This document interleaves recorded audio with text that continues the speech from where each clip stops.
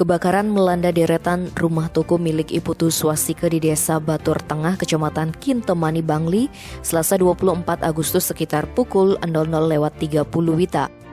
Informasi yang dirangkum Bali Express menyebutkan, kebakaran yang melahap 4 unit toko tersebut diketahui pertama oleh Lestari Asih yang juga istri dari Putu Swastika.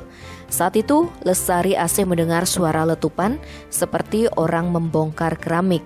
Hal itu disampaikan kepada suaminya. Celaka saat dicek ternyata ruko miliknya sudah dilahap si jago merah. Mereka berusaha memadamkan api sambil minta pertolongan warga. Api yang sudah terlanjur besar sulit dijinakan, akhirnya merembet ke ruko di sebelahnya. Kasat Pol PP dan Pemadam Kebakaran Kabupaten Bangli Dewa Agung Suradharma mengaku menurunkan 3 unit mobil pemadam dan api baru dapat dipadamkan sekitar 1,5 jam.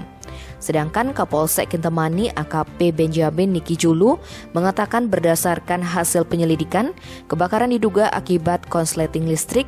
Akibat kejadian itu, kerusakan diperkirakan mencapai 300 juta rupiah. Tim Bali Express melaporkan.